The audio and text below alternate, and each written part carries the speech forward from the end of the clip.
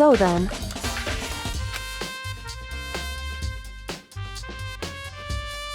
I knew it.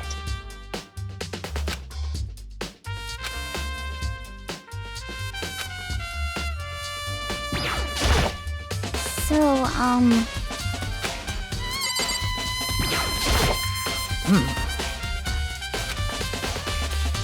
So then...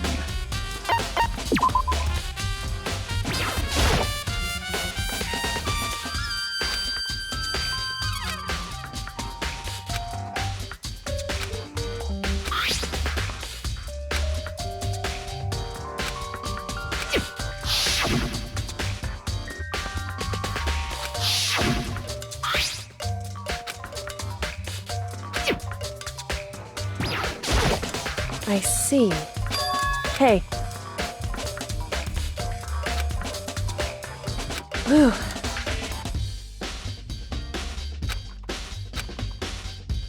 So then...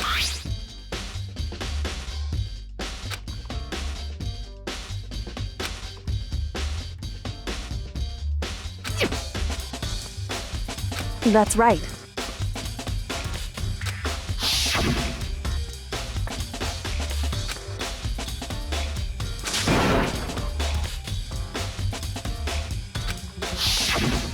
In other words,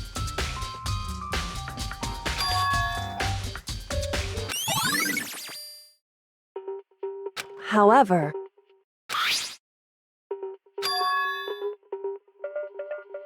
Makoto, because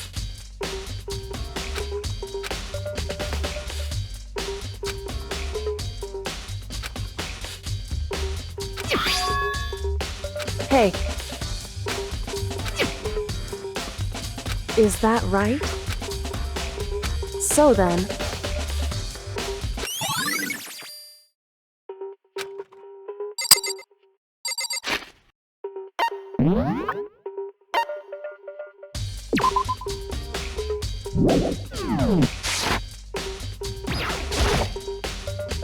indeed. That's right. Indeed. Why is that?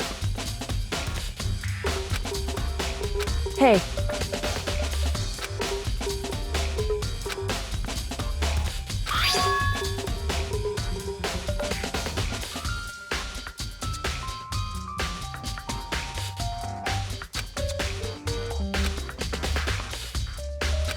So... However...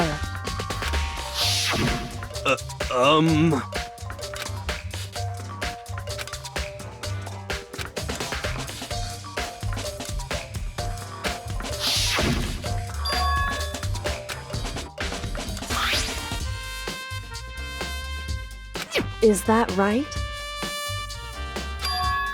So...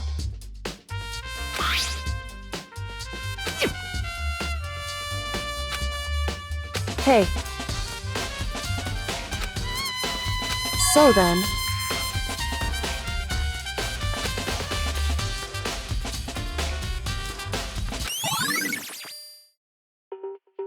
Hey.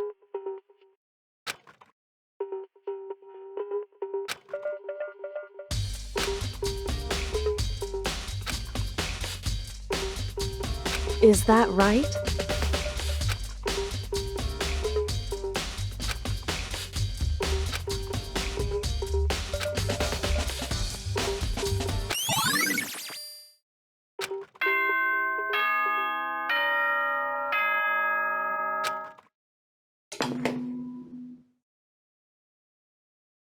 Are you excited? Are you pumped? It's time for the class trial to begin! Like the bright burst of fireworks, like the flash of a soul clashing with life and death. And so, with no further ado, everyone please meet at the usual spot. Make your way to the red door on the first floor of the school. It would seem... Shall we go?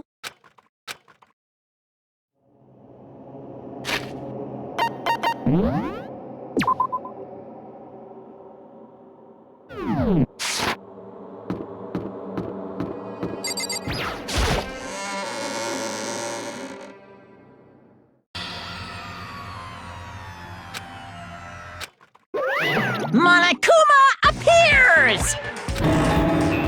Wrong.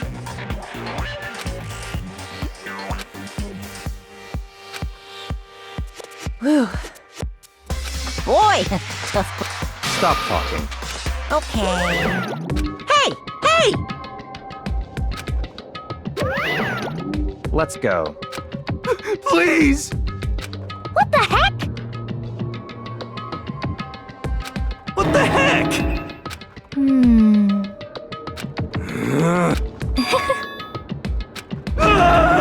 Hey. That's right.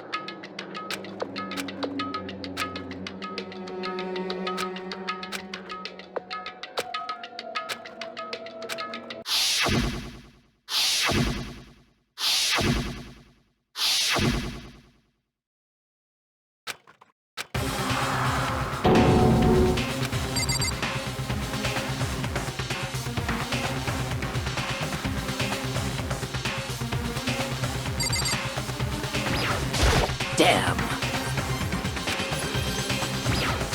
Just the worst.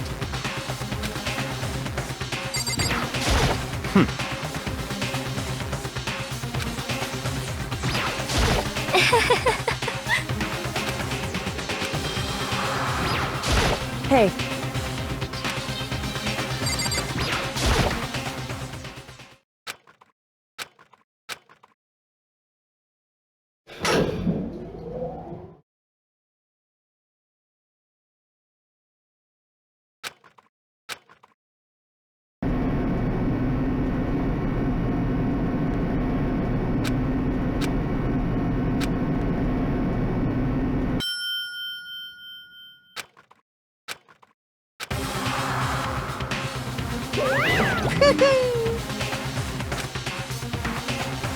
Just the worst. What? Come on. Yoo-hoo!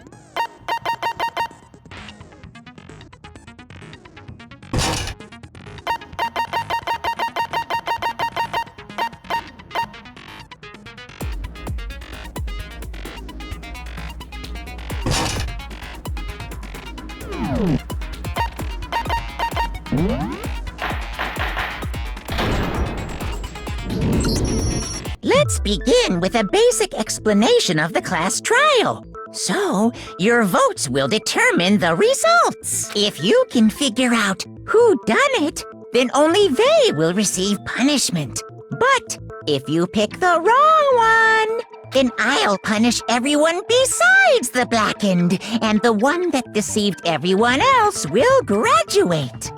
Now then, to begin with... We already know who did it. Was that? It was Hiro.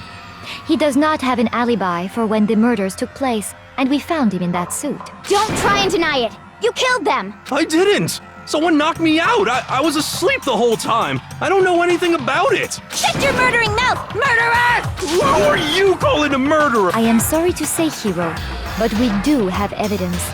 Blueprints for the suit. Parts we assume were used to build it. And all of it was found in your room. You have to admit, the evidence is quite compelling. It points to you as having created the suit and wearing it while committing crime after crime. How many times do I have to tell you? I don't know! I don't know!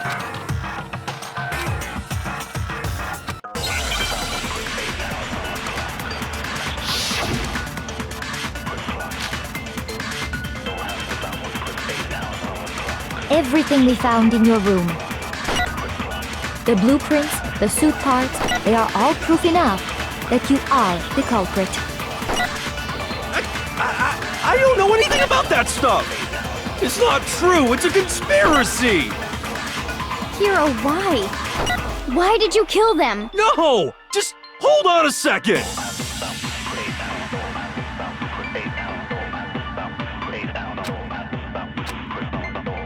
Everything we found in your room. The blueprints, the suit parts, they are all proof enough that you are the culprit. I don't know anything about that stuff! It's not true! It's a conspiracy! Hiro, why? No! Just hold on a second! Everything we found in your room. The blueprints, the suit parts, they are all proof enough that you are the culprit. I don't know, it's not true! It's a Hiro, why? No! Just hold on a second! Everything we found in your room.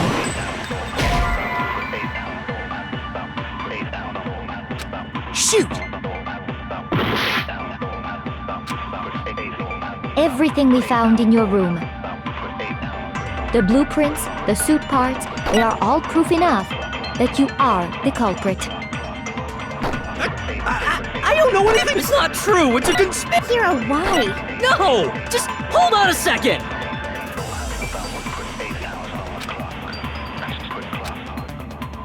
Everything we found in your room. The blueprints, the suit parts, they are all proof enough that you are the culprit. I don't know anything about that stuff! It's not true! It's a conspiracy! Hiro, why? No! Just hold on a second! Everything we found in your room. The blueprints, the suit parts, they are all proof enough. Shoot! Everything we found in your room. Shoot! Everything we found in your room. The blueprints, the suit parts, they are all proof enough that you are the culprit. I don't know anything about that stuff! It's not true! It's a conspiracy! Hiro, why?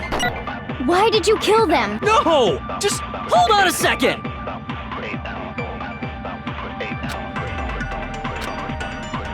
Everything we found in your room.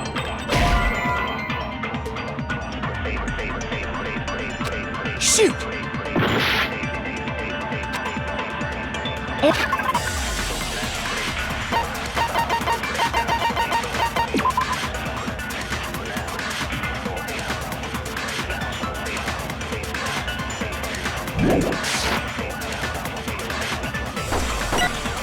The blueprints, the suit parts, No, that's wrong!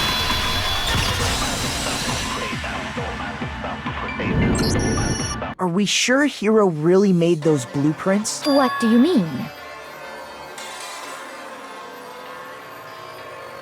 Well, take a look at this. It's the note that Hiro wrote, asking everyone to meet up after Alter Ego disappeared. The handwriting's obviously different.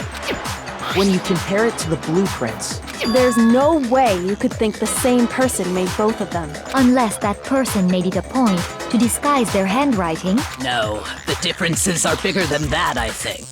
Come on! I'm not smart enough to think of trying to change my handwriting anyway. So Makoto, are you saying you don't think Hiro's the culprit? And he's not the only one. I think Hiro is innocent as well. what? Then who was in that Robo-Justice suit? Is it like Hiro said? Was there really someone running around in a second suit? The suspicious individual hidden within the suit. Go ahead, Makoto. Tell them who it was. So, who was in the Robo-Justice suit?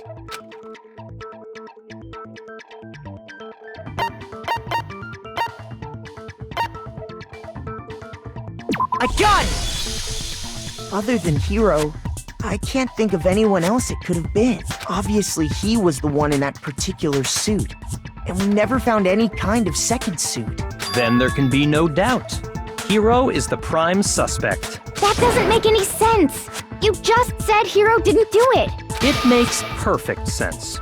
Hiro was the suspicious individual in the suit, but he's not the culprit. So what you're saying is... That's right. The culprit in this case has nothing to do with being in the Robo-Justice suit. What? Now that's a bold assumption! And what reason do you have to make such a statement? You do have a reason, yes? Of course. But before we get to that, there's something else we need to clarify first. So let's get that out of the way. Hey, stop trying to boss us around! All things have a proper order. So what is it? What needs to be clarified? We must clarify the method of transportation for Taka's lifeless body. It would seem that his corpse was moved using certain particular items. Makoto, can you tell us what they were?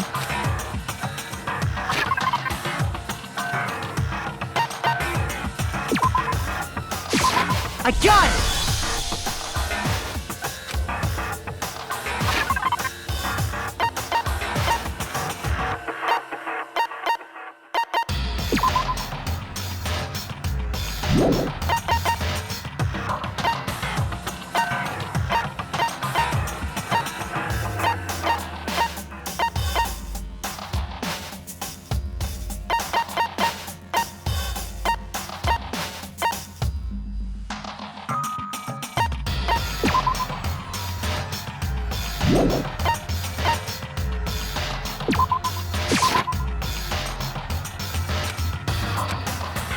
Shoot!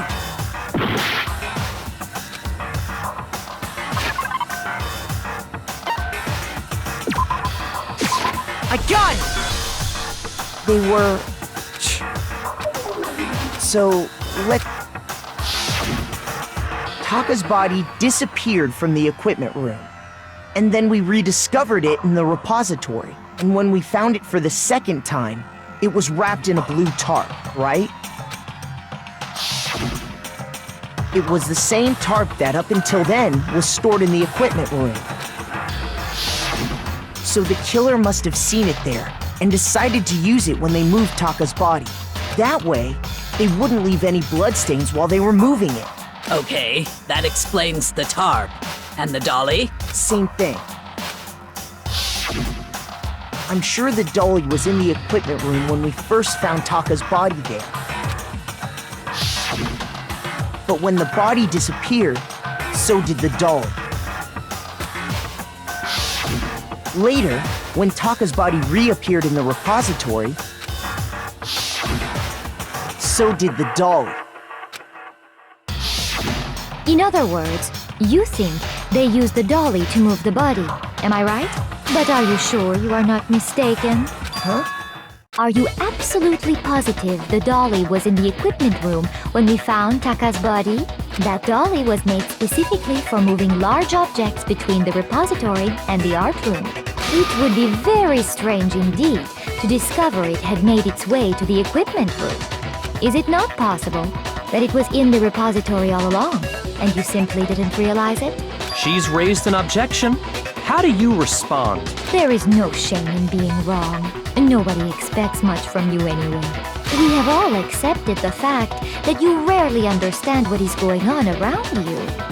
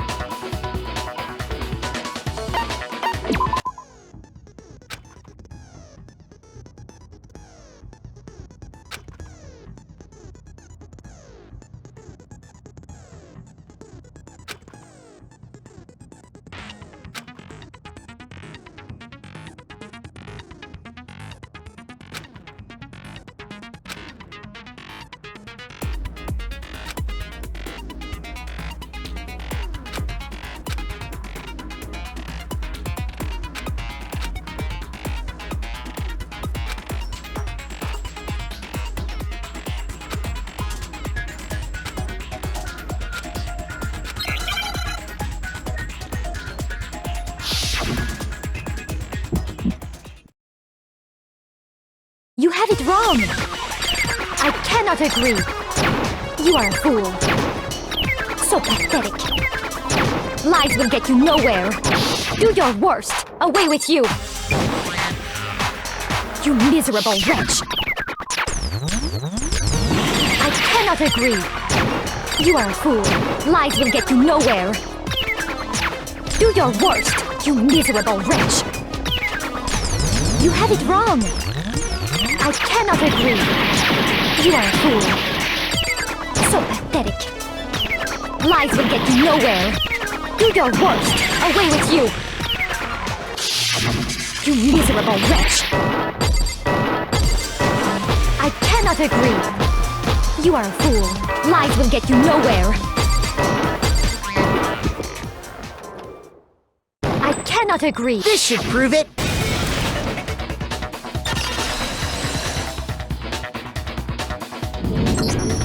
If you're asking for proof that the dolly moved, I have it right here. When I found the dolly in the repository, one of the wheels had a blood stain on it. There was a pool of blood in the equipment room with a tire mark in it that matched the dolly wheel's tread. The killer probably rolled the dolly through the blood on accident as they wheeled the body out of the room. And as the blood dried on the tire, they moved the body into the repository. So there's my proof that the dolly was used to move Taka's body. Well, anyway, that was just something we had to get out of the way. Let's get back to the main subject. Yeah, the subject of how Robo Justice didn't do it. What kind of robot is it? I'm not sure that really matters. I'd be happy to explain why the occupant of the suit couldn't possibly be the killer. If you look back on how the body was transported, it will become immediately obvious.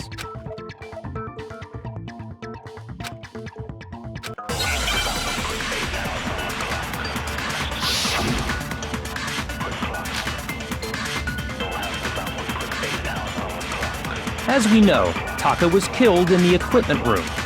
And from there, the body was moved to the repository, correct? Yeah, the culprit wrapped the body in the tarp, then loaded it onto the dolly and wheeled it off, right? Now, keep in mind that the dolly doesn't have a handle. Well, yeah, but even without a handle, all you'd have to do is bend over. Then you could push the dolly no problem.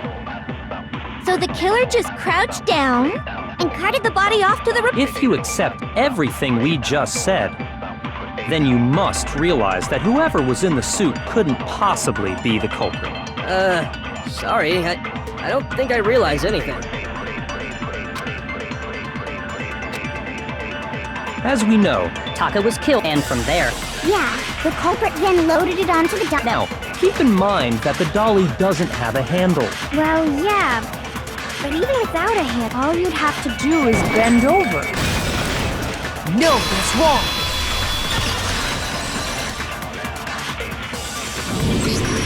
You're absolutely right that you could push a dolly without a handle if you stoop down low. But if you were wearing that suit, do you think you could actually get into a position like that? What Think back to what you said when we were all checking out the suit together. Remember?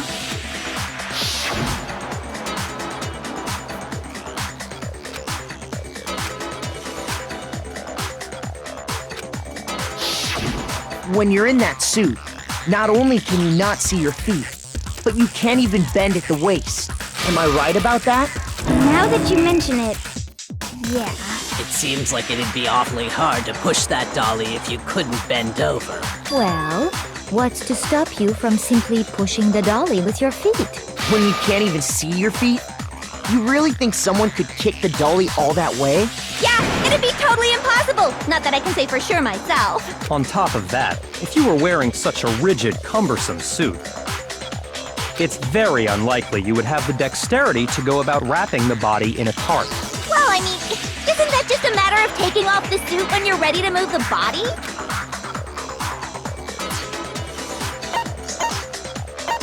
I got it! I don't think taking off the suit was an option. If you remember...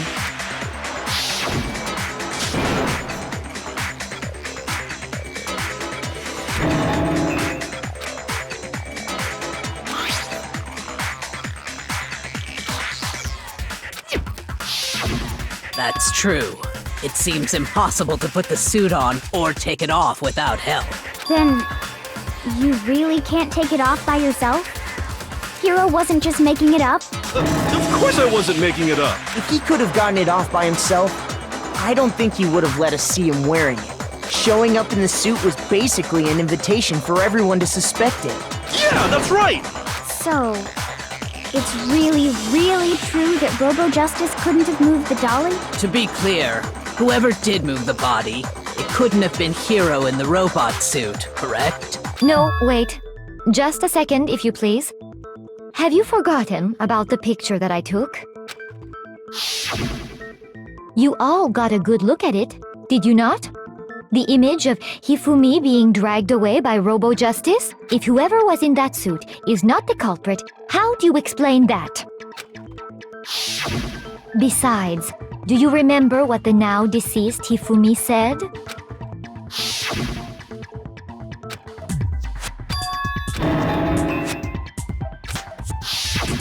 So long as those facts exist, the proper conclusion is beyond question. The individual inside the suit and the culprit are one and the same. It was Hero, without a doubt. Yeah, that's gotta be right. Hold on a second!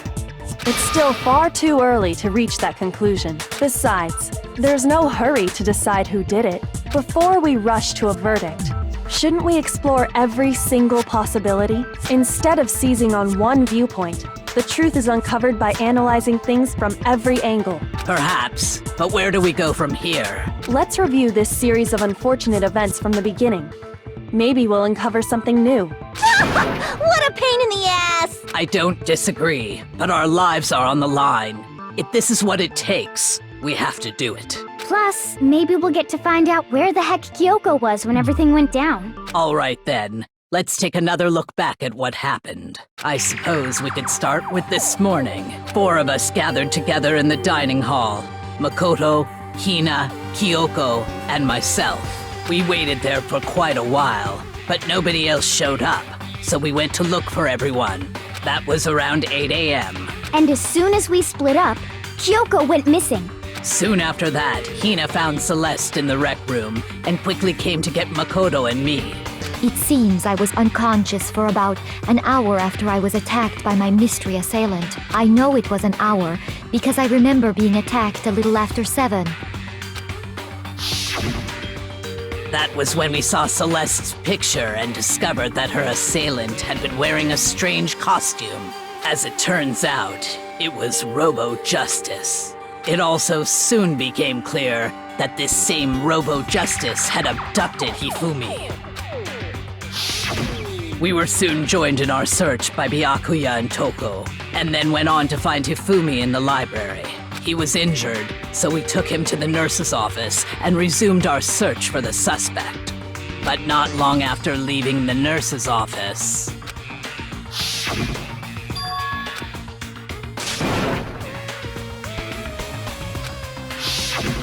When Celeste told us that, we decided to split up and search the second floor.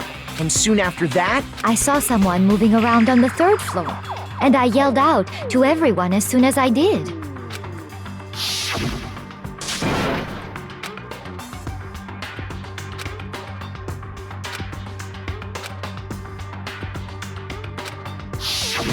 and then...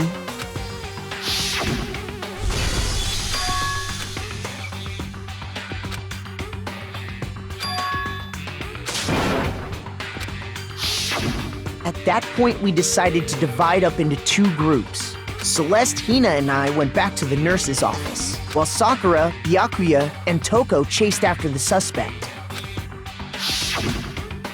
When we got back to the nurse's office, we found Hifumi, dead. And that's when we heard the body discovery announcement. I left Celeste and Hina there and headed back to the third floor to let the others know what had happened. Meanwhile, we had just discovered Taka's body in the equipment room. We must have found both bodies at almost exactly the same time, because we heard the same announcement not long after we discovered his body.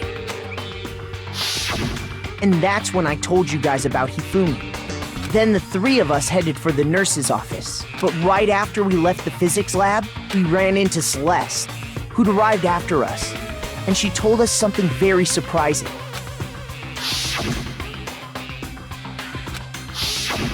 We rushed back to the nurse's office and saw that she was right. Then we remembered we'd left Toko passed out in the equipment room, so we hurried back again.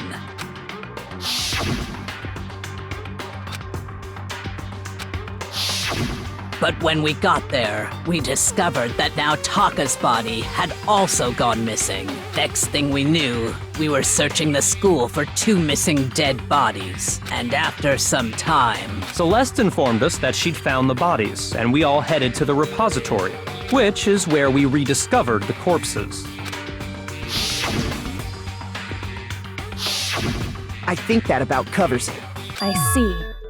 The whole thing sounds exceptionally complicated.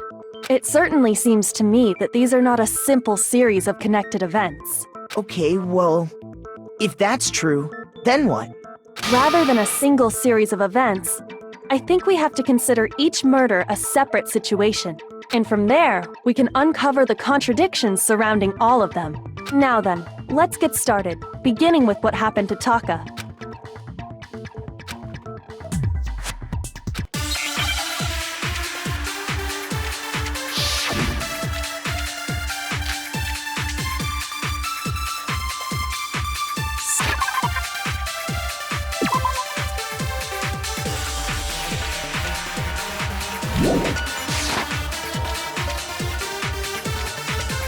I wonder if he died before Hifumi, or perhaps it was after? We already know what order they were killed in. Taka came last. What makes you say that? Because of the numbering of the Justice Hammers. It's true that Hifumi was killed with Justice Hammer 3, while Taka's death came from a swing of Justice Hammer 4. See? So it's obvious Taka came after.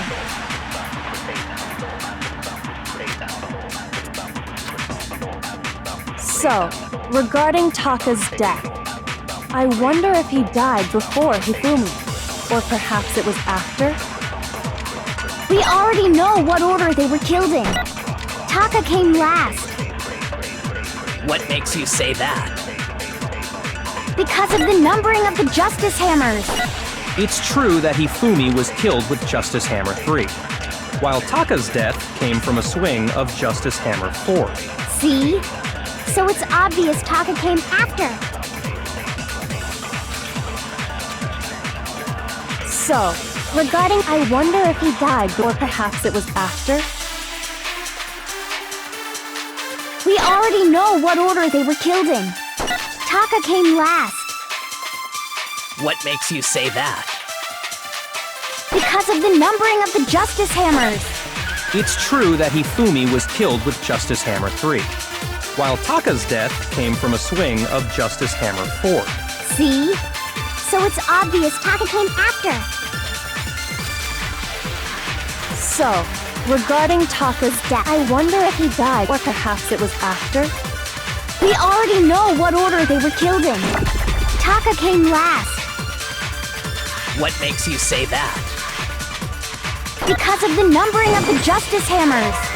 It's true that Hifumi was killed with Justice Hammer 3, while Taka's death came from a swing of Justice Hammer 4. See? So it's obvious Taka came after.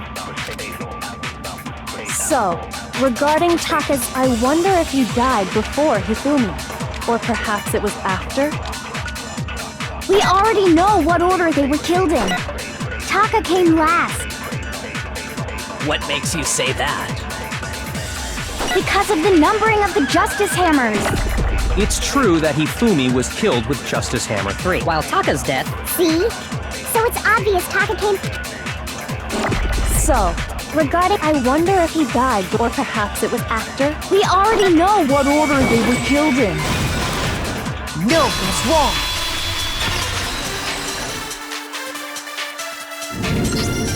Hold on. There's no reason to assume that the hammers were used in the same order as their numbers. If anything, that's just another way the killer tried to disguise their actions. So you're saying the culprit wanted us to think the hammers were used in order, but in reality, Taka was killed before Hifumi? Okay then, let's see the proof.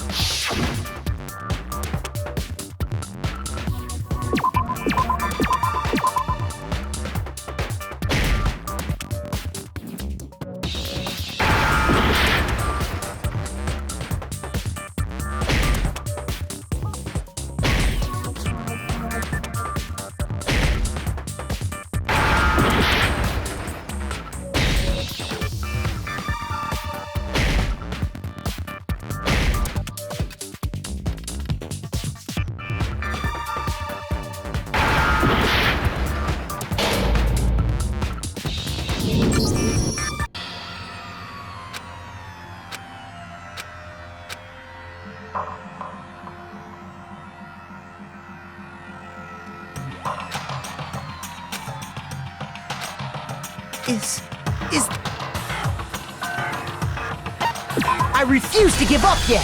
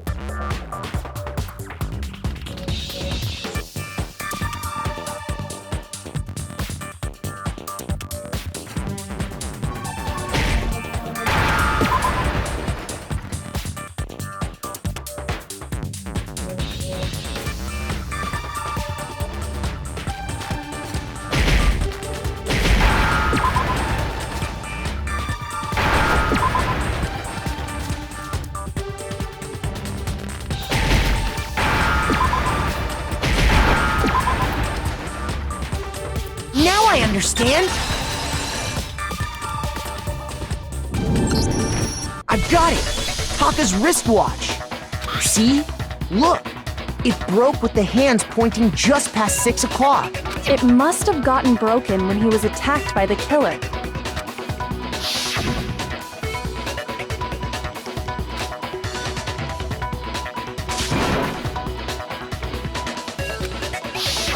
So if it wasn't broken after 6 last night, then he must have been attacked around 6 this morning.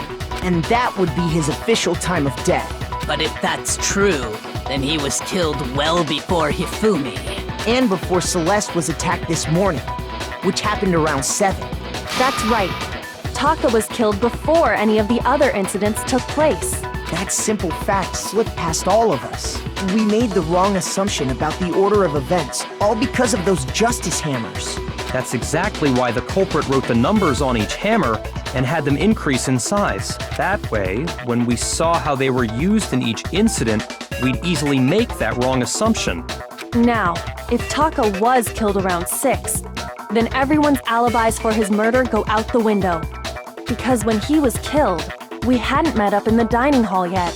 That may be true in the case of Taka's murder, but all of our alibis still hold true for Hifumi's death. That's right. With him, at least, we're all safe.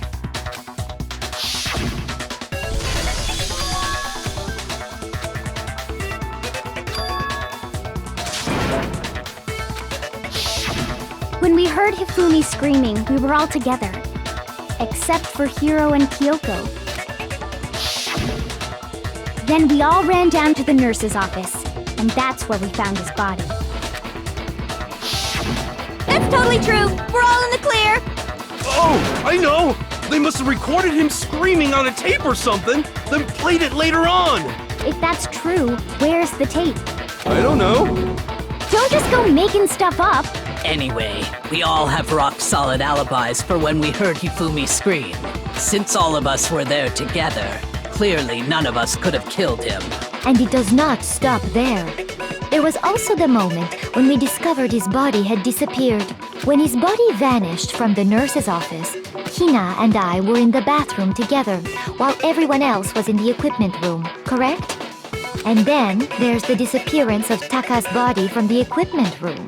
At that time, we were all gathered together in the nurse's office because of Hifumi going missing. Well, don't forget, I was passed out in the equipment room the whole time. Wait, then what if Genocide Jill did it? She could have dragged Taka's body out of there right then! Even if she could pull that off, there's no way she could have done the same with Hifumi's body. Because, as we just established, she was passed out in the equipment room when his body disappeared. Besides, I didn't do either of them anyway. In other words, it is impossible that any of us could have killed Hifumi or moved either of their bodies. On the other hand, Hiro and Kyoko had disappeared, so they most certainly could have done those things. So what now, Kyoko? For now, we can't get fixated on who did it, or we'll just keep going around in circles. So instead of who, I propose we start talking about how. In particular, I think we need to figure out how Hifumi's body got moved. That's true. We searched everywhere, but we couldn't figure out how to explain his body disappearing. And according to what Celeste said,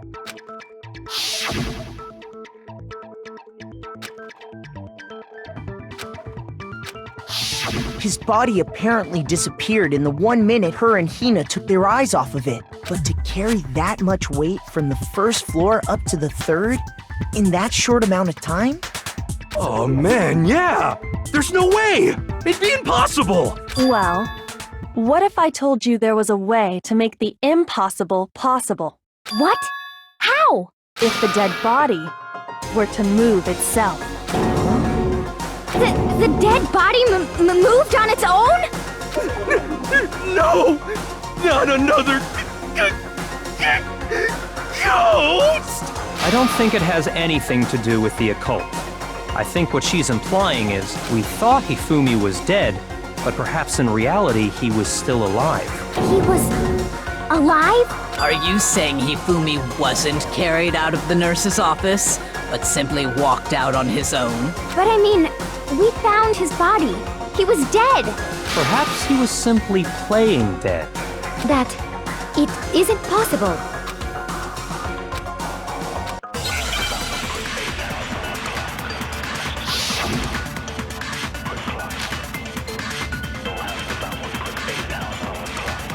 Are you saying that when we first found Hifumi in the nurse's office, there's a chance he was actually still alive? No. It is impossible. Hifumi was dead, without a doubt. And you know that how? Surely you heard the body discovery announcement along with the rest of us. Hifumi's dead body had been found. And that is why the announcement was made. Are we really so sure about that? Maybe the announcement was intended to signal someone else's discovery.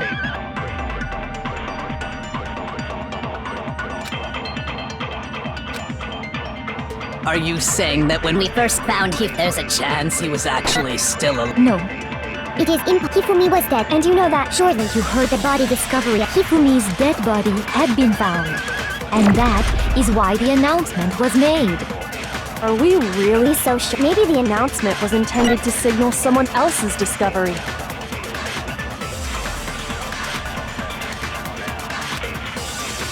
Are you saying that when we first found Hifumi in the nurse, there's a chance he was actually still alive? No.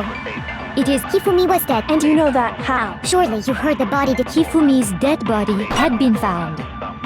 And that is why the announcement. Are we really so sure about that? Maybe the announcement was intended to signal someone else's discovery.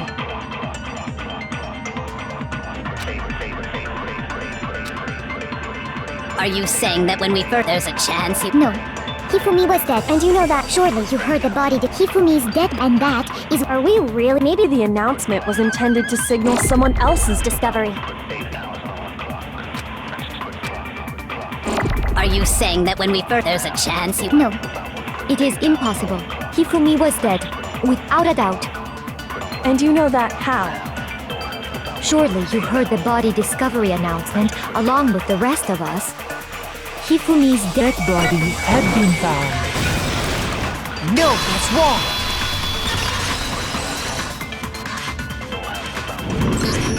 Was the body discovery announcement that was made really intended for Hifumi? Of course it was. The announcement played right after we discovered his body. Maybe. But that was also the same time that Taka's body was found. That's right. It wasn't long after finding his body that we heard the announcement. So there's a good chance we've made a mistake in there somewhere. I think we've confused whether the announcement was for Hifumi or Taka. First of all, if 2 bodies had been found, there really should have been 2 announcements. Maybe Monokuma simply got lazy and rolled them together into one. What do you say, Monokuma? Any comment? Well, it's a very sensitive issue, so I can't go into too much detail. But what I can say about the body discovery announcement is that it's only broadcast when 3 or more people find a dead body for the first time. That didn't answer our question, man. We're asking if you're a lazy bum. No, actually, that was plenty. Huh? He said it's only broadcast when a body is discovered for the first time, which means even if we find the same body again later, he won't make the announcement again. If that's true, then why was the announcement made again later on? Huh? Later on? Exactly. We heard the body discovery announcement twice.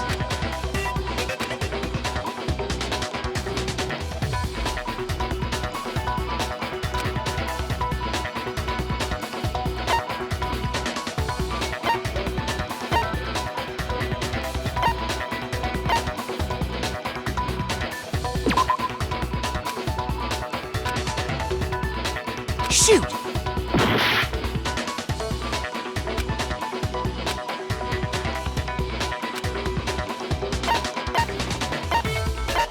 I got it! We heard it a second time in the repository, when we rediscovered the 2 bodies.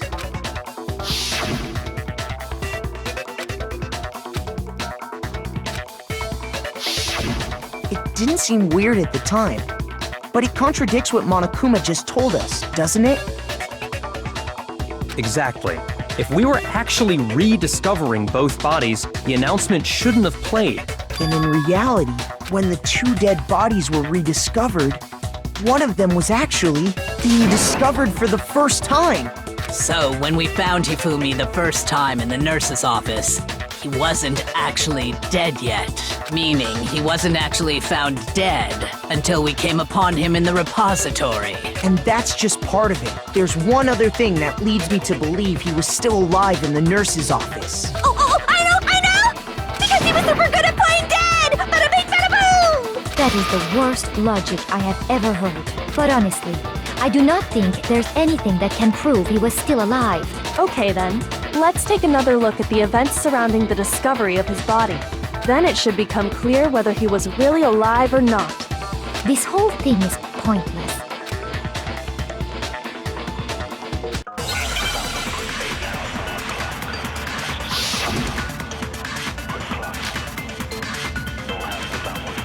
Well, here's one thing we do know. The first time we found Hifumi's body was in the nurse's office. And then, while me and Celeste were in the bathroom, his body disappeared. And the next time we saw his body, it was in the repository. But when you compare his body before being moved and his body after being moved, other than the change in how it was positioned, there was no notable difference. No, that's wrong!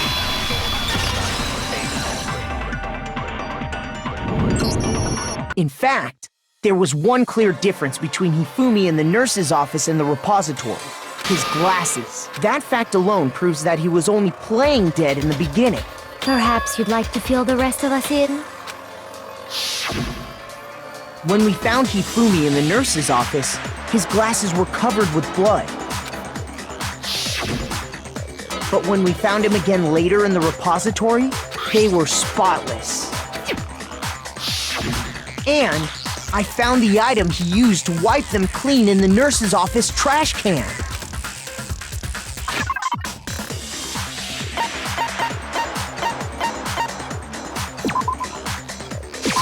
I got it! It was a glasses cleaning cloth featuring a certain cartoon mascot.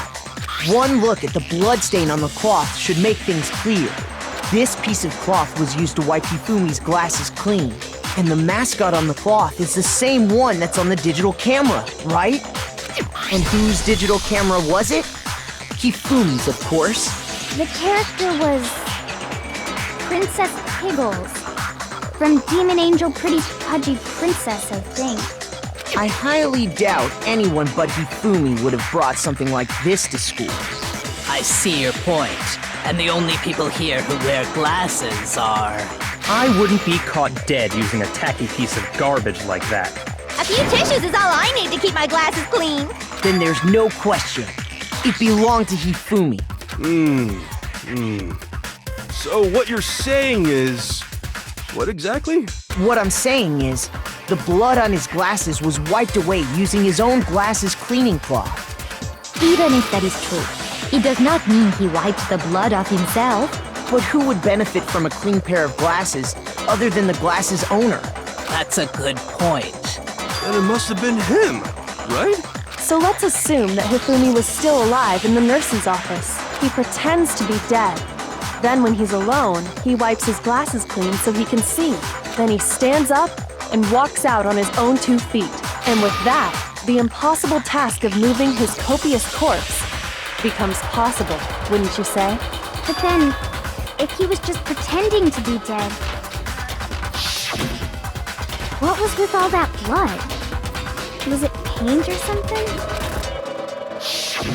The fridge in the nurse's office contains packs of blood for emergencies. He probably used one of those. He figured if he was gonna play dead, he should go all out, so he just dumped it everywhere! But he got crazy with it and had to wipe his glasses off when he was done! God, what an idiot! And if Hifumi was still alive at that point, the disappearance of Taka's body is easily explained. It should be perfectly obvious who must have moved Taka's corpse. I got it! It could only have been Hifumi. While we were all gathered in the nurse's office, he went to the equipment room and took Taka's body. That also explains how the door to the repository got locked. The door was locked? Well, after the bodies disappeared, we all went looking for them, right? So me and Sakura headed for the repository. But when we got there, the door was locked. And the repository door can only be locked from the inside, which means when Hina and Sakura got to the repository, someone was already inside. And it could only have been Hifumi, who just finished stashing Taka's body there. He convinced us all he was dead, and when he saw his chance, he dragged Taka's body to the repository. So, Hifumi wasn't just another victim in this case. He was one of the assailants. But that means he took part in the murders. I just can't believe it. If you're having trouble, would you like me to show you one more piece of evidence? There's more? Oh, absolutely. The single biggest fact pointing to his involvement has yet to be revealed. You know what I'm talking about, right, Makoto? The item he took off of Taka's lifeless body?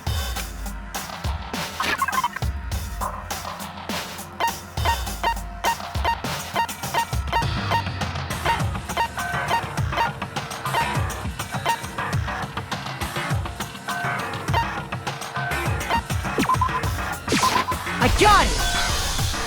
You're talking about the note Hifumi had hidden away, aren't you? Hidden note? That's right. We found it stuffed in his pants. What? In his pants? Yes, his pants. Okay, well, forget about the pants for now. Take a look at what the note says.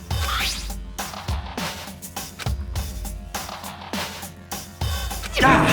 That's the note I was telling you about! The one that told me where to go! Huh? Wait, this one's a little different. In my note it said, Monokuma can't find out, so don't tell anyone else for now. Let's meet in the rec room at 1 a.m. I see. Then this note isn't the same one Hiro got. It's not the same? In other words, the killer got in touch with another person besides Hiro. And that person could only have been... I got it! That's right! Taka! The killer used this note to draw out Taka and murder him. Hello? Over here! Objection! Objection! I don't really understand what's going on, but Hifumi had that letter, right? So whoever wrote it wasn't drawing out TikTok, they were drawing out Huffy! Just to be clear, TikTok is Taka and Huffy is Hifumi, right? Ugh! Yes! Why must you ruin it every time?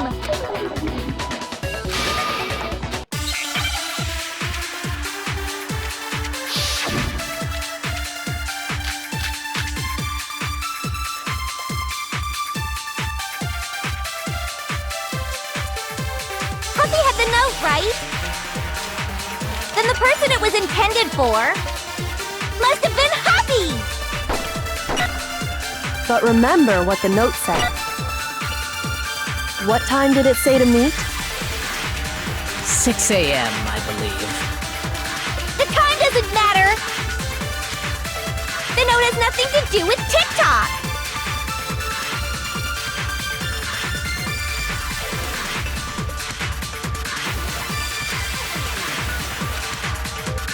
Huffy had the note, right? Then the person it was intended for must have been Huffy! But remember what the note said. What time did it say to meet? 6 a.m., I believe. The time doesn't matter! The note has nothing to do with TikTok!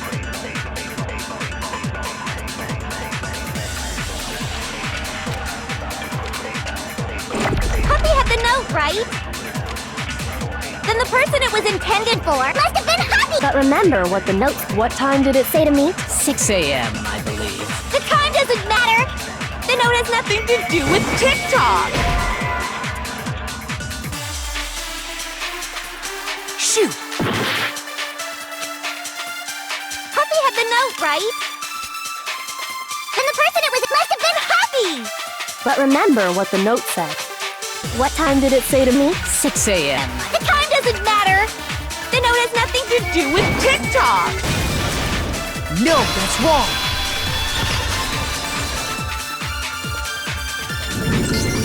No, there absolutely is a connection. What the hell are you talking about? The note said to meet at 6 a.m., which is the same time Taka was murdered. We've already proven that using his wristwatch. But there's more. Look where the note says to meet. The equipment room, right? Which is where Taka was killed. So, Taka was murdered at both the time and place written in the note. I think that should be plenty to show that this note was definitely meant for Taka. Well, when you put it like that... No further objections! Then someone used that note to trick Taka. Just the same as me. The culprit really is a cold-blooded monster. Telling people they found a way out. But if they gave the note to Taka, what was Hifumi doing with it? Stuffed down his pants, no less! Most likely. Hifumi stole it off Taka's corpse after he died. Huh? He stole it? Where's your proof? Go ahead, show us.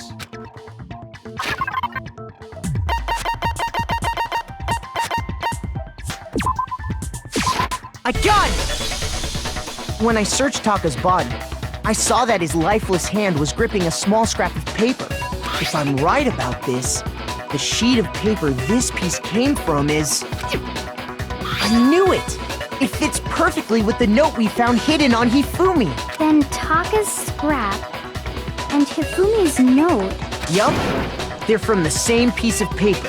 Hifumi had the note meant for Taka, while Taka's corpse still grasped a small piece of that note. There's only one way to explain it. Taka died clutching the note. Hifumi tried to free the note from his death grip, leaving behind only one small scrap. Did I get all that right? That means Hifumi knew the note was important. Exactly. Which proves that he was an accomplice in the murder. Whoa, yeah. After seeing all this, Hifumi was super involved in this whole thing for sure. In fact, he was behind the whole thing. In fact, he's still alive! Sorry, no. When we found him in the repository, Hifumi was truly and completely dead. The second body discovery announcement proves that. So then, who killed Hifumi? Whoever did is the mastermind, the true killer. He was killed in the repository. So he must have been killed not long after transporting Taka's body. So, he must have been killed after Taka's body vanished, but before we found both bodies in the repository. During that time, we'd all split up and were searching for Taka's missing body. In other words, during that time, none of us have alibis. Wait, but me and Sakura were together. Stop trying to steal the spotlight, you stupid walrus! Who are you calling a walrus? Anyway, when they were killed bothers me too. But there's something that's been bothering me even more. And what might that be? The weapon they used to kill Hifumi. The weapon? Yeah, because I mean, according to the Monokuma file, the way Taka and Hifumi were killed was almost the same, with them having similar fractures and all. But Justice Hammer 3 and 4 were still laying around in the nurse's office and equipment room, right? So if Hifumi was killed in the repository, the culprit would have had to grab one of the hammers, kill Hifumi, then put the hammer back where they found it. But wouldn't that be seriously risky for him? I'm surprised. It seems there's some semblance of a brain knocking around that skull of yours after all. Hell yeah, it's packed in there good and tight. He's right, though. I don't understand it either. The Monokuma file makes it clear that they were killed using similar instruments. But if the hammers were already laying around those other rooms... So the question is, how could the culprit have gotten their hands on either of the hammers? Personally, I haven't a clue. So which hammer was used to attack Celeste? Number 1 or number 2? Those were accounted for in other rooms too. And I don't think either one is big enough to kill someone. Then, Is it not possible they used a different weapon? I don't think it is possible. They were both killed with the same kind of thing, right? So then, what was used to kill Hifumi?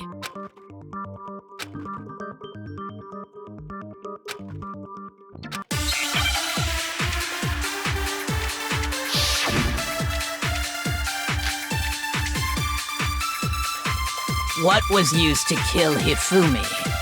Was it Justice Hammer 3? Maybe Justice Hammer 4? Well, whatever it was, there's one thing we have to figure out. How was the culprit able to move around so freely with the weapon? How did nobody witness them carrying it? Sounds like a Justice Hammer 5 is about to make its appearance! Check out murdergear.com/hammertime for more info! Well, one thing seems pretty clear. The murder weapon had to be one of the Justice Hammers! And, that's about it.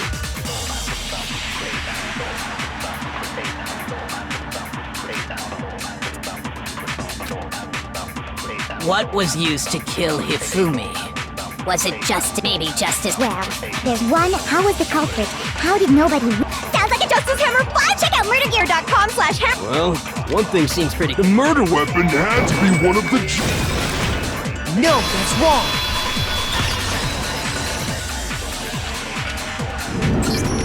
The murder weapon wasn't a Justice Hammer at all.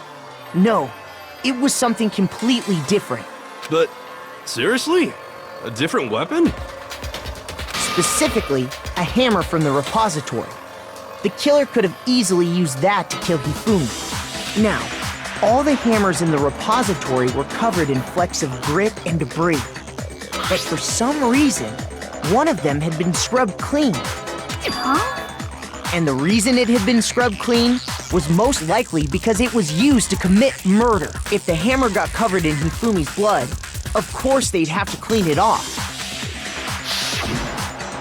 I'd also like to point out that the repository has all kinds of hammers. Big ones, small ones, and even some flat mallet-like ones. I think whoever made the Justice Hammers used those as a basis for their design.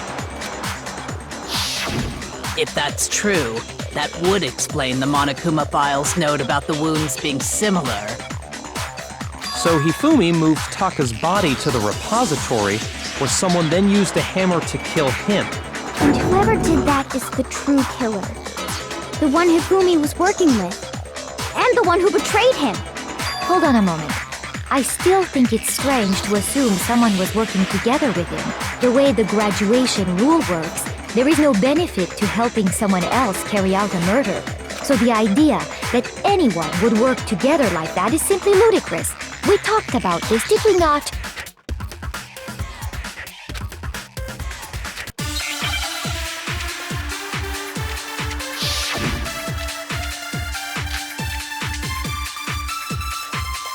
Based on the rules that have been laid out for us, even if more than one person is complicit in the murder, only the one who actually carried out the act can graduate and survive.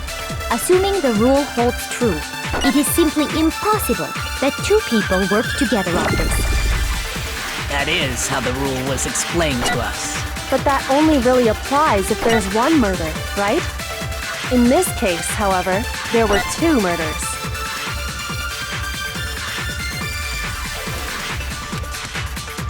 Based on the rules that have been laid out for us, even if more than one person is complicit in the murder, only the one who actually carried out the act can graduate and survive. Assuming the rule holds true, it is simply impossible that two people work together on this. Shoot! Based on the rules, even if more than one, only the one who actually, assuming the rule holds true. That is how the rule was... But that only really applies if there's one murder. In this case, however, there were two murders. Based on the rules that have even if more than one person, only the one who actually carried out the act, assuming the rule holds true. No, that's wrong!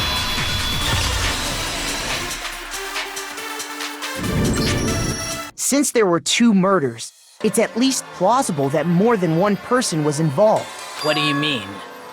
If there'd only been one murder, then yes, the idea of an accomplice isn't really worth considering. Naturally, if only one person can be saved per murder, an accomplice has no risk versus reward benefit. Risk versus reward benefit? The payoff for working together. The reward that balances out the risk of taking part in the scheme. There's no point in being someone's accomplice if there's no benefit to you. However, if there were some potential mutual reward for the risk, Then cooperation becomes possible. You're saying that two people could act as each other's accomplices to commit two separate murders. I think that's what the true killer told Hifumi. They would each have an accomplice for their crime, and based on the case's events, Hifumi would have been the first one to act, murdering Taka. They made him carry out the first murder so he couldn't back out of helping them later on. So in this case, there wasn't one single person committing multiple murders. Instead, each person killed someone, creating two separate incidents. And it only looked like one person because that's how the true killer designed it to look. A single suspicious individual, a similar weapon used in each crime, disappearing bodies. By creating one seamless set of circumstances, they made it look like one person was behind it all. The mastermind picked their target and managed to convince him to go along with their plan. And then, to avoid the no accomplices rule, they simply killed their accomplice. Which, if true, means that betraying Hifumi was part of the plan from the very beginning. That's just awful! How could anyone be so cruel? You think so? I can't help but admire its cunning. Still, their choice of accomplice seems odd.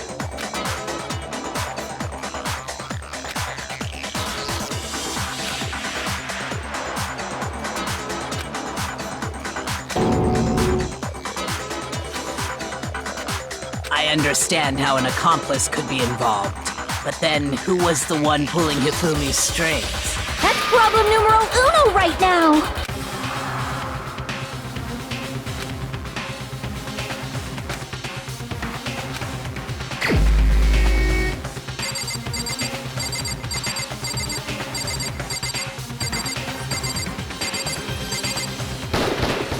Here's my answer.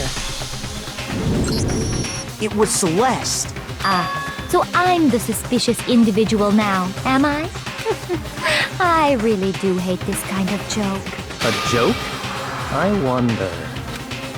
So what you are saying, then, is that I specifically chose to work together with Hifumi. The idea that I would choose to spend any amount of time interacting with him, that I would go within 10 feet of that shit for brains, that lazy, worthless, goddamn idiot! Pardonnez-moi. Just to be clear, there is evidence to support it. Is that so? It is. Throughout the investigation, there was certain behavior that was common only to the two of you. Considering what we've learned so far, it only further proves that the two of you were working together.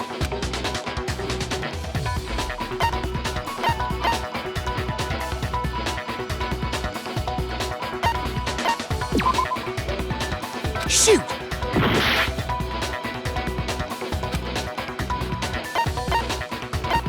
I got it! The behavior they had in common has to do with the suspicious individual in the suit, doesn't it?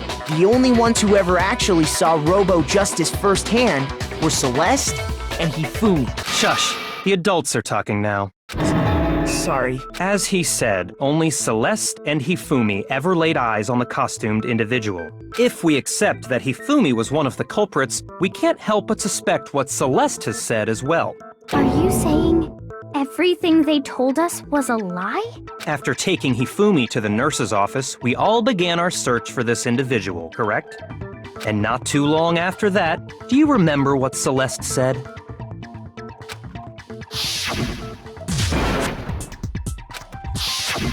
We headed to the second floor specifically because of what she claimed to have seen. Next, to draw us all to the physics lab up on the third floor, She let out a blood-curdling scream. and when we'd all come to see what was wrong, what was it she said?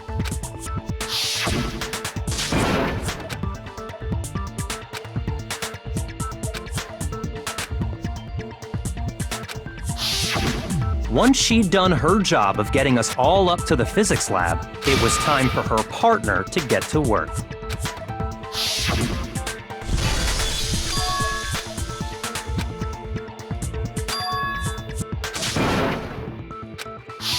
It was to get us to divide into two groups, so that we would discover both bodies at the same time?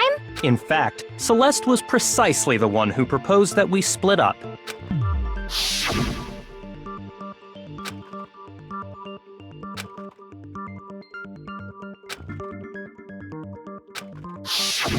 Well, if Celeste and Hifumi were working together, all those chance events suddenly become connected. And on top of that, that piercing cry of yours early on.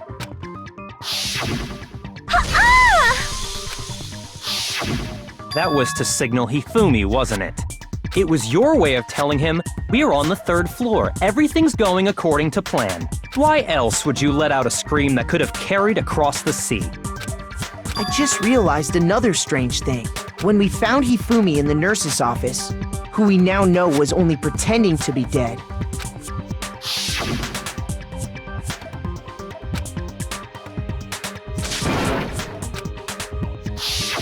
Celeste, you were the first one to say he'd been murdered. You wanted to make sure we wouldn't have any doubt in our minds. I don't believe it. Everything, the whole thing was one big act. Hina, you were with Celeste when Hifumi's body disappeared, right? Yeah.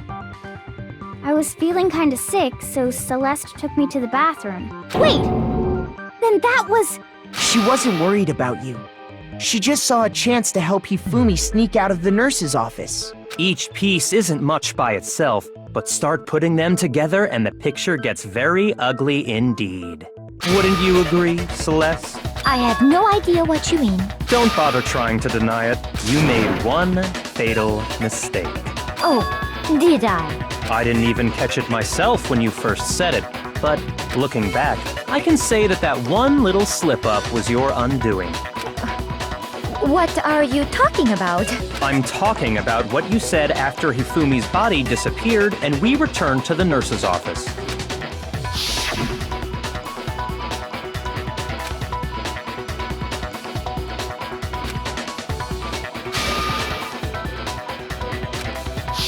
I remember her saying that too, but I don't understand what's so strange about it.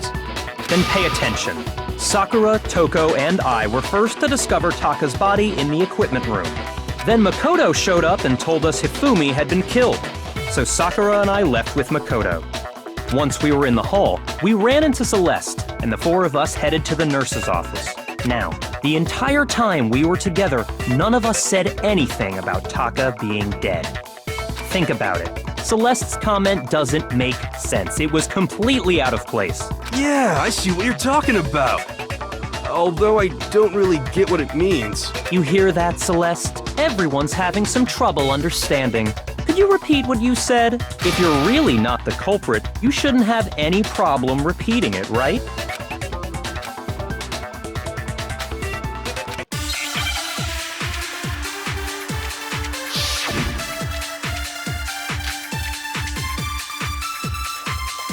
All I said was, they must really be enjoying this. Enjoying the sight of us standing around, frightened and confused. They must be positively elated. We are all going to die here. We are going to die, just like those guys died. And that is all I said. And that's all it takes to finish this. It's obvious, isn't it, what was so strange about Celeste's comment?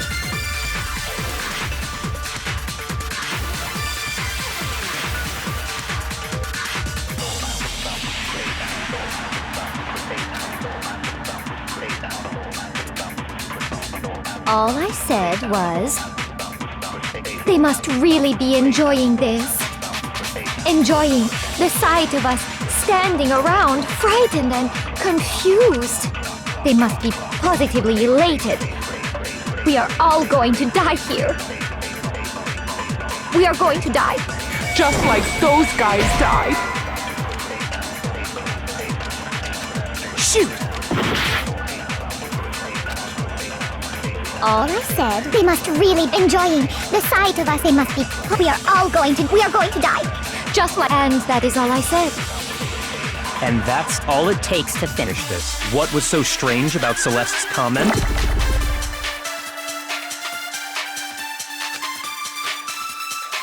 All I said, they must really enjoying the sight of us standing. They must be positively elated. We are all going to die here. We are going to die. Just like... No, that's wrong!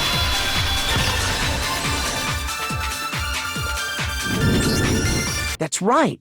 There's no reason Celeste should have said, just like those guys died. When she said that, none of us had told her Taka was dead. Exactly. And we didn't run into her until after we were all out in the hall.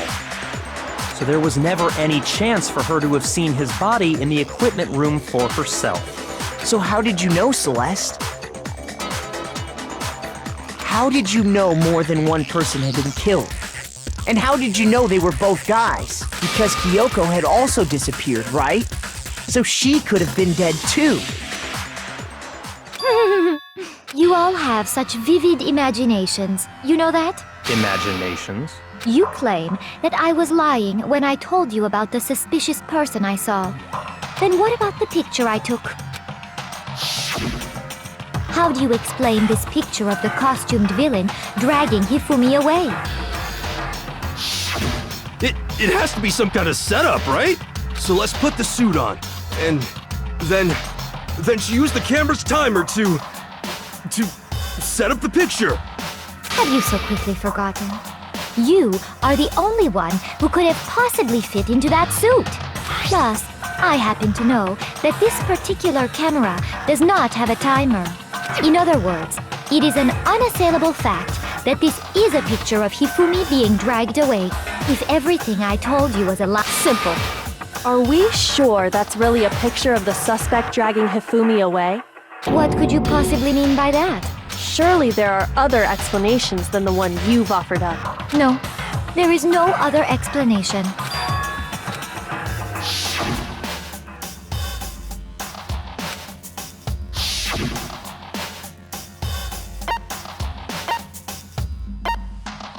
I got it! It's not a picture of the suspect dragging Hifumi away. I would say it's a picture of Hifumi dragging the suspect away. That's certainly within the realm of possibility. The one being dragged off in that picture isn't Hifumi, but the person in the robot suit. We've simply been led to believe that it's the other way around. And the strange costume might only exist to lead us astray even farther. If you saw someone wearing something like that in this situation, of course you'd notice and be suspicious. That's what happened! You put me to sleep and made me out to be the bad guy in all this! Such a thing is utterly impossible. Hifumi was dragging him away? Ridiculous. Is it? I don't think it's ridiculous at all. Then shut your mouth and allow me to educate you.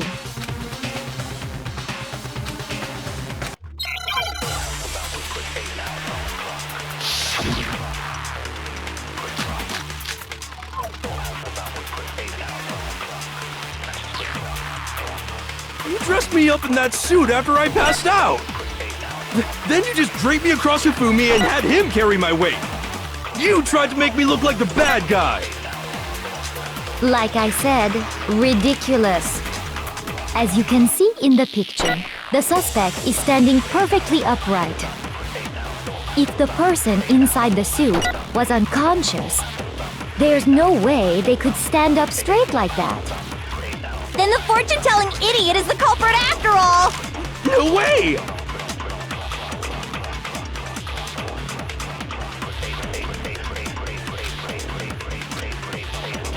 You dressed me up in that suit, then you just draped me across Hifumi and had him. You tried to make me look like... Like I said, ridiculous. As you can see in the picture, the suspect is standing. If the person inside the suit was unconscious, there's no way they could stand up. No, that's wrong!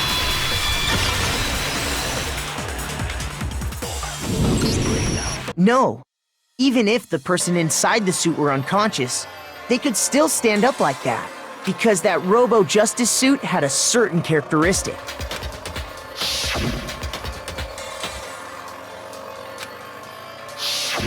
That's right!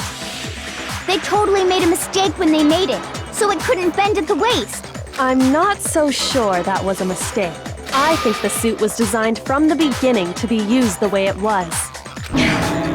Celeste and Hifumi took the suit they'd specially designed and stuffed Hiro into it. That's how they were able to fake that whole thing. The point of it all was to make us believe whoever was in the suit was to blame. Well then, I suppose this is checkmate.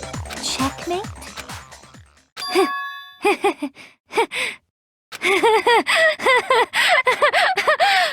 Don't make me laugh, you idiot! What do you mean, checkmate? Celeste? Clearly, you want to cram me into your little guilty box. Well, there's one little problem. Have you already forgotten what Hifumi told us as he lay dying?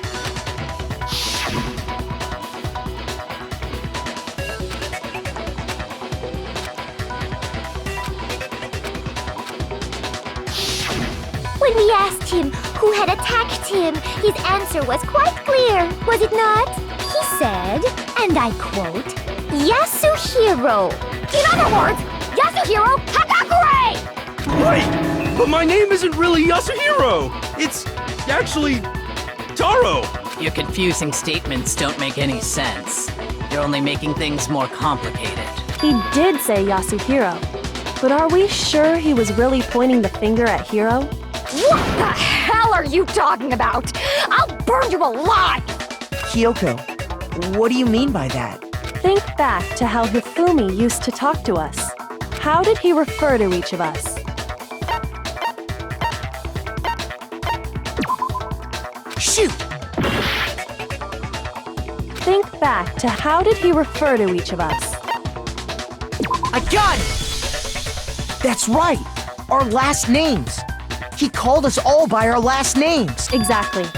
I know I heard him say Mr. Naegi more than once, for example. So if Hifumi did mean to say Hiro's name, he would have said his last name, Hagakure.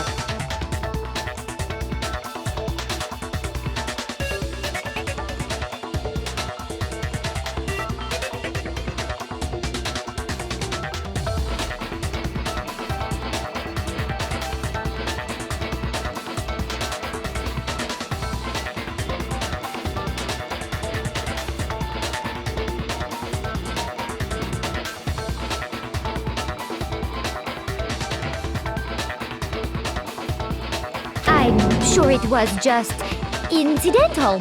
By chance, his first name. Indecent?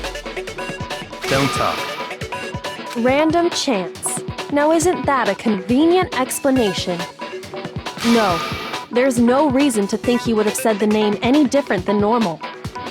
But he must have run out of energy before he could say any more. So Hifumi was trying to tell us the last name of whoever killed him? But the name he said doesn't apply to anyone here. Well, no. Hold on. There's one person it could apply to. And that's Celeste. She never actually told us what her real name is. What did you just say? To think you'd take your false accusation so far, I don't know whether to laugh or spit! Come on! Enough with your idiotic blather! Yasuhiro is a loser's name! Do I look like a loser to you? Well, do I? What? I think I've earned the right to be a little on edge. Okay, then fill us in. What's your real name? Fine! Make sure your ear holes are wide open and listen up! My real name is Celestia Ludenberg. Could you please stop making me repeat myself over and over again?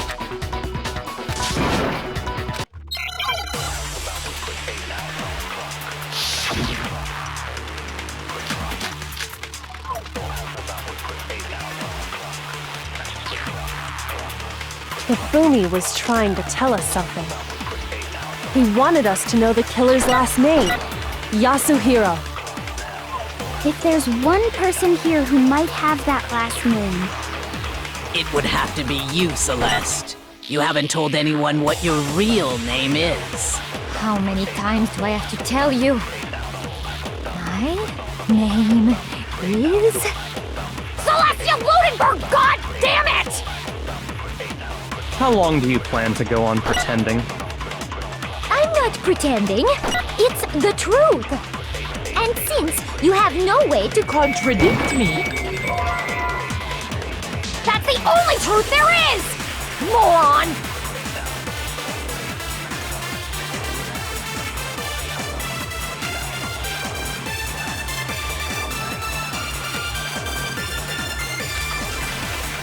Hifumi was trying to tell us something. He wanted us to know the killer's last name.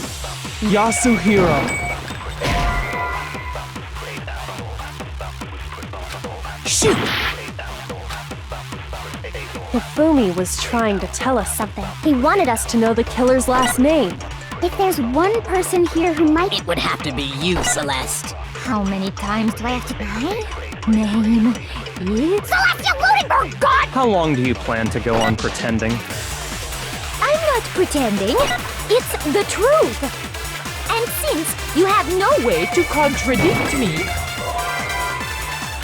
That's the only truth there is! Moron!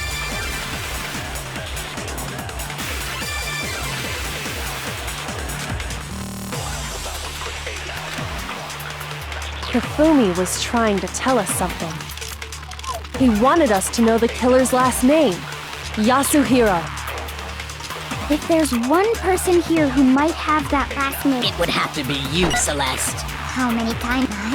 Celestia Ludenberg! How long do you plan? I'm not pretending.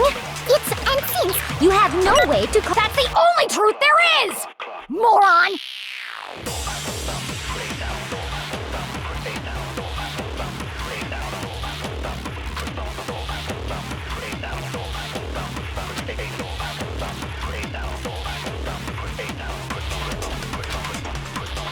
Hifumi was trying to tell us something. He wanted us to know the killer's last name. Yasuhiro. If there's one person here who might have that last name... It would have to be you, Celeste. You haven't told anyone. How many times do I have to tell you? Name... Celestia Ludenberg, god damn it! How long do you plan to go on pretending? I'm not pretending. It's the truth. And since You have no way to contradict me,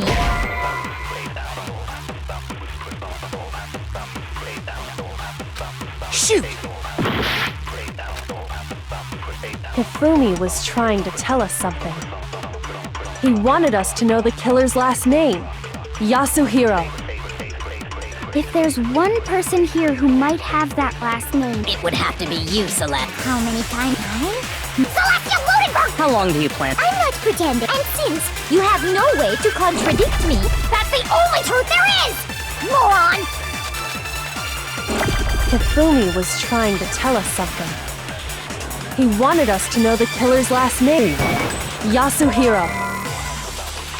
If there's one person here who might have that... It would have to be you, Celeste. how many times do I have to Celestia Ludenberg, god damn! How long do you plan to go on? I'm not pretending. And since you have no way to contradict me... No, that's wrong!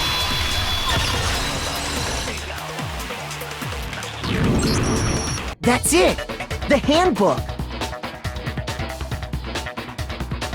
What? Anytime you turn your handbook on, it shows the owner's name when it boots up, right?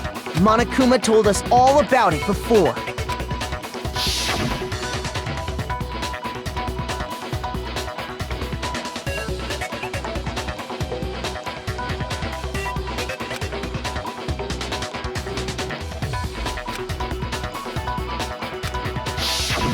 So all we have to do is check her handbook, and that'll clear up everything.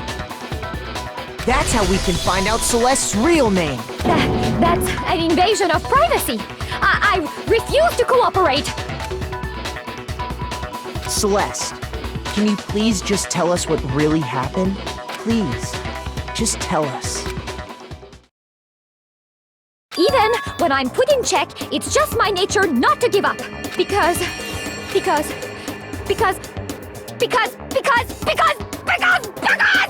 until the game's over, you never know what might happen. Fine then.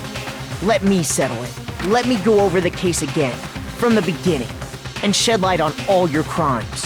And that'll bring everything to an end.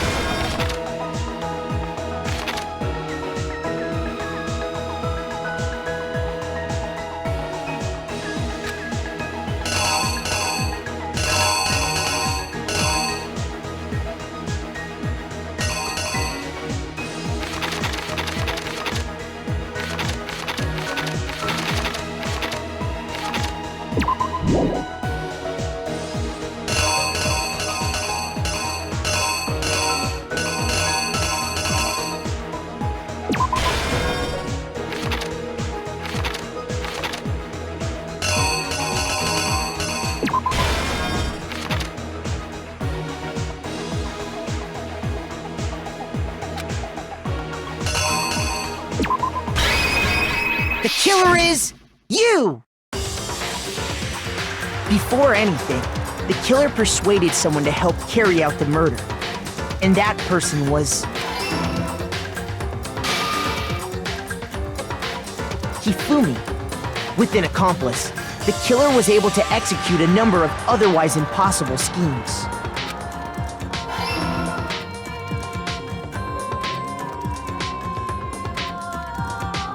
First, They convinced someone to meet them in the rec room last night at 1 in the morning.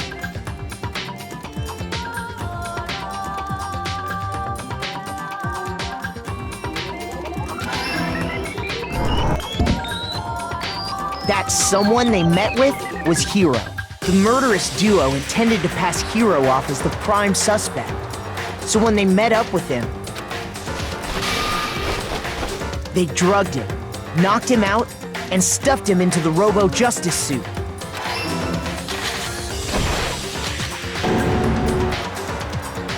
Next, Hifumi positioned himself to make it look like Robo-Justice was attacking him, while the killer used a digital camera to take pictures of the assault. They did all this just to create evidence that would put the suspicion on Hiro. When they were done with him, they shoved him, still unconscious, into the pool room locker. And then finally, at 6 a.m., they moved into the murder phase of their plan. They called Taka to the equipment room.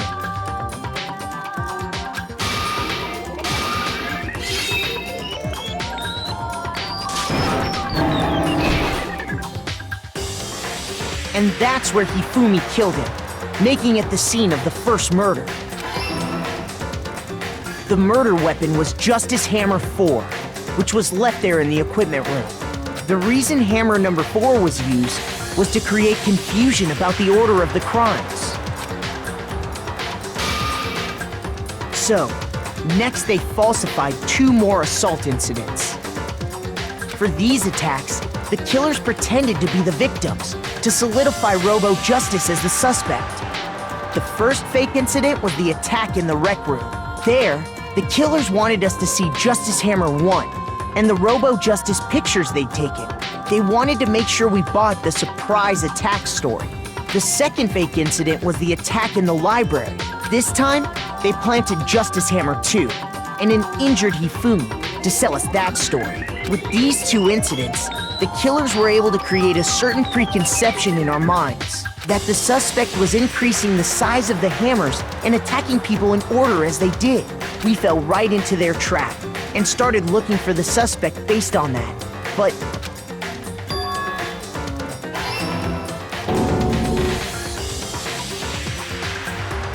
while we did that, we left Hifumi alone in the nurse's office. This was exactly what Hifumi was hoping for.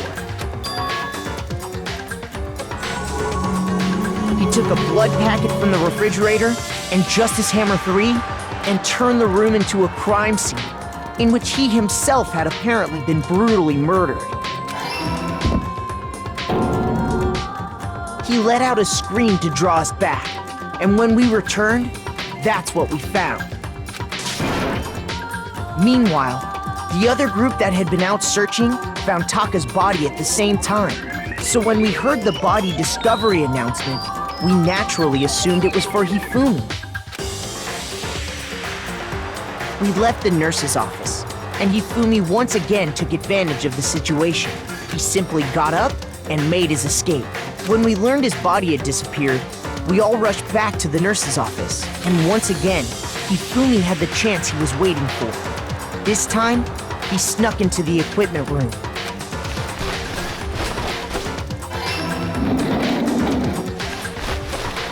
He wrapped Taka's body in a tarp and used the dolly to move it all the way down to the repository. That explains how each of the bodies disappeared. But even Hifumi didn't know what the true killer had in mind for their final act.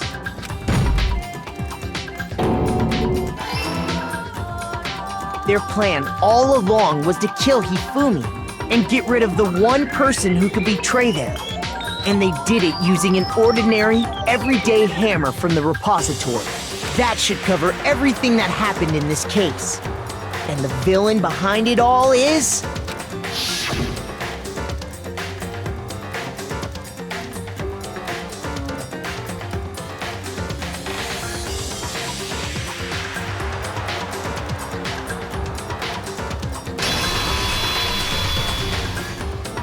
Celeste! Sorry, you lose. I lost? I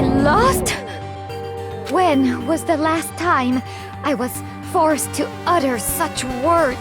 They hang heavy around my neck. Then you admit it? You're the killer? Listen to you, trying to take charge, as if you're my private instructor. I, Celestia Ludenberg. Actually, no. Taiko Yasuhiro is fine. Taiko? So, you finally accepted it. I'm the kind of person, once I've lost, I don't like things to drag on. Interesting.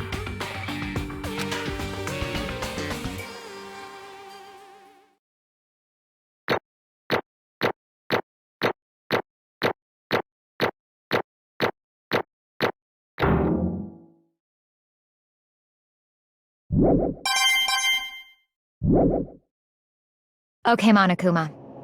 I'm ready to begin. Or, no, I suppose this is the end, isn't it? It is indeed the moment we've all been waiting for. Time to vote, okay? If you would, please locate your lever and cast your vote. And when the votes are tallied, who will become the blackened? Will you make the right choice or the dreadfully wrong one? What's it gonna be? What's it gonna be?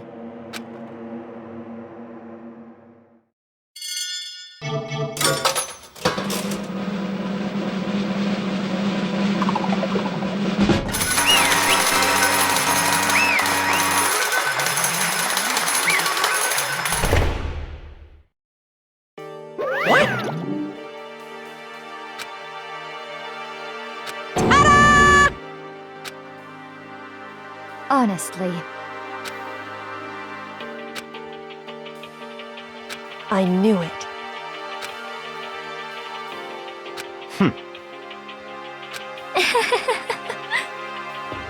So then,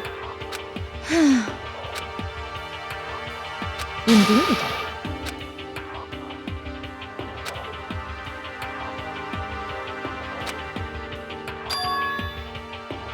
Say what? just a second. In other words, Indeed. I see.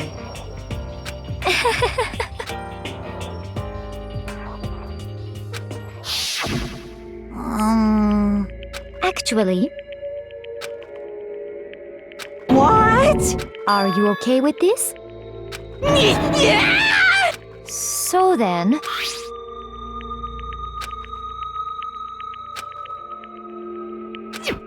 Damnation!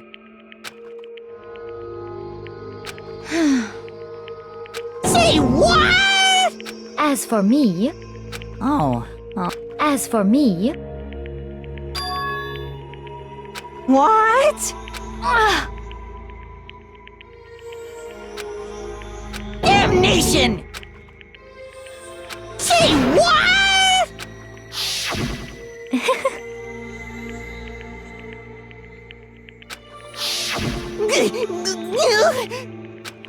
Completely unforgivable! most unfortunate. Actually, What? indeed. Completely Honestly, I swear I will save her! actually,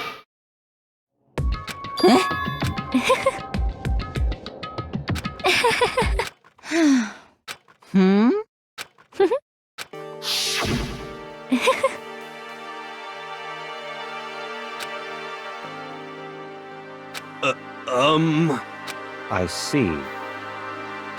indeed.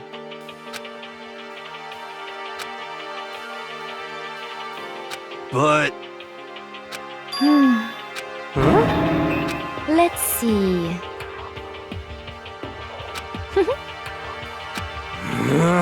Well,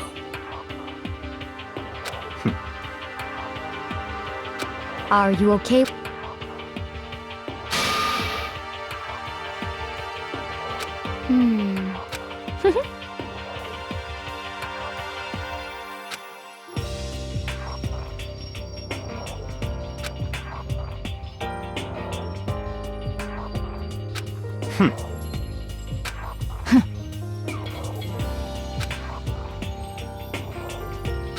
So in the end, What the heck? Well, Don't be mean! I wonder about that. Why? What the heck?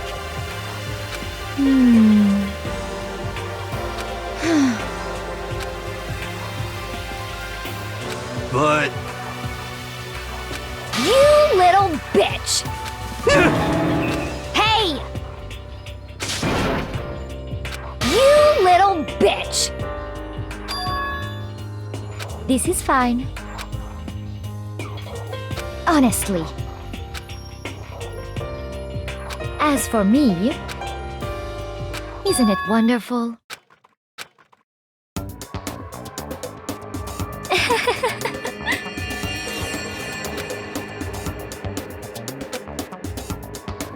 This is fine.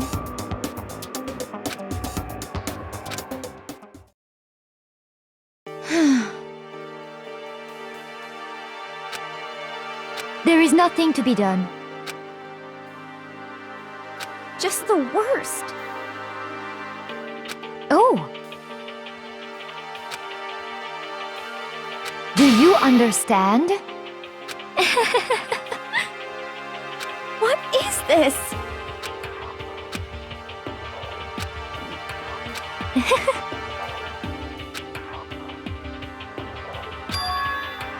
Yes, indeed.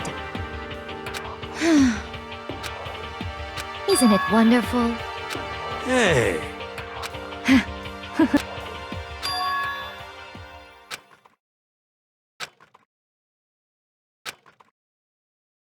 Thrills, chills, kills!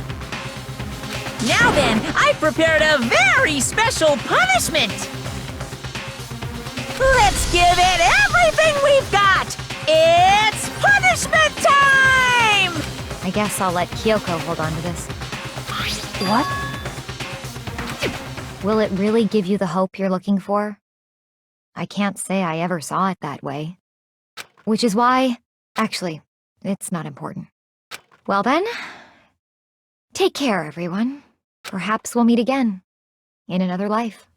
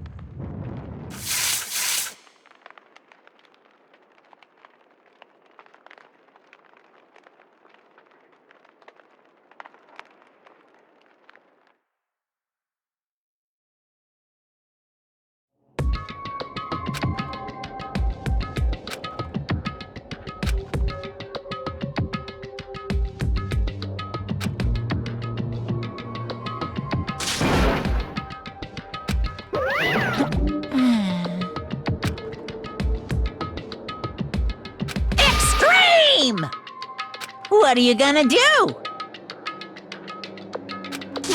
Let me out of here! Too bad.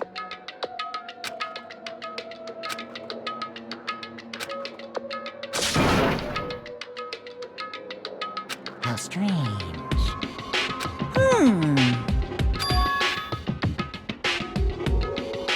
Hey! Wah-wah? So then, you. Ooh! Hey, Ooh! How exciting!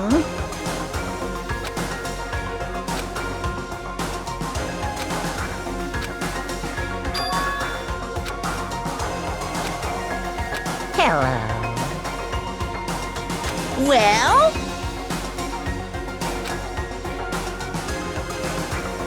See ya!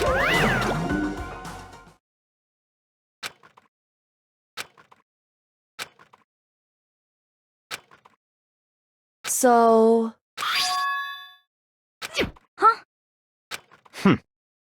Hey, Indeed.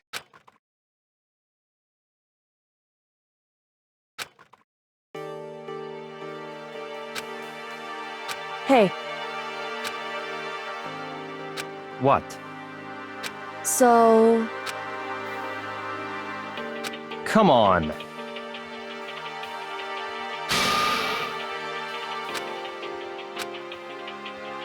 What?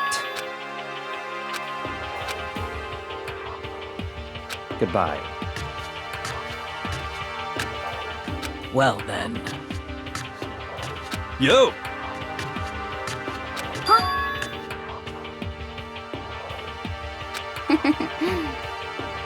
Okay.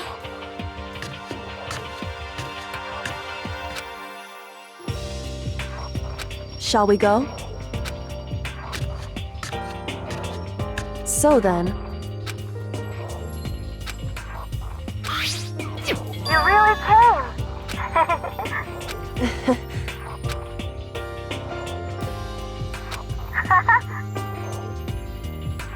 So,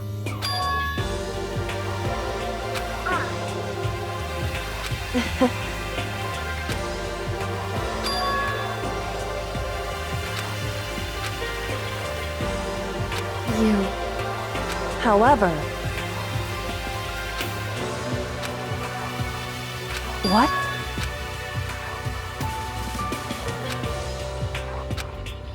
Indeed.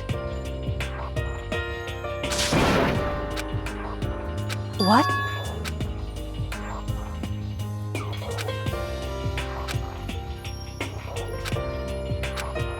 It's true. That's fine.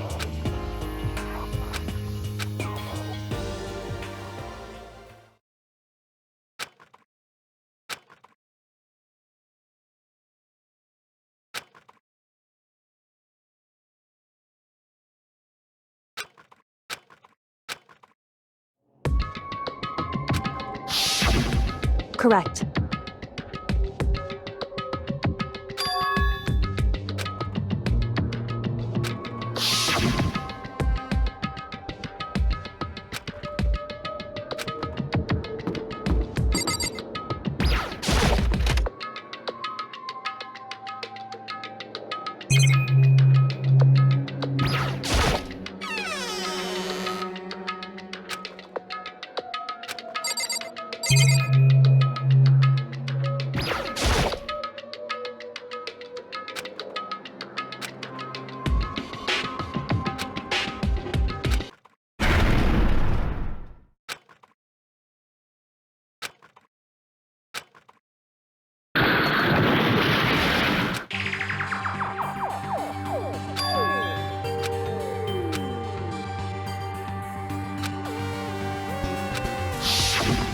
Correct.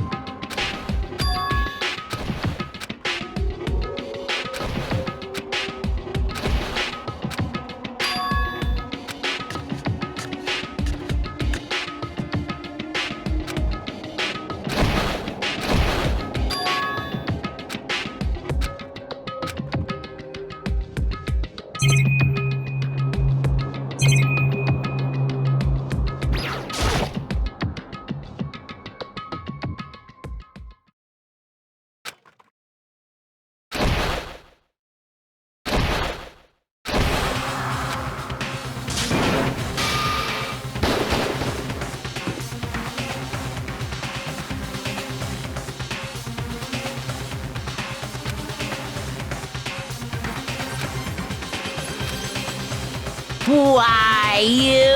What do you think you're doing? I asked you a question. What's the meaning of this? How dare you defy me? This wasn't part of the deal! I've made a decision.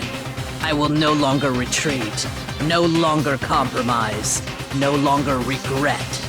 I've made my decision. I'm going to resist you. Okay, but you do realize what will happen if you go through with this, right? You haven't forgotten, have you? What I'm holding hostage?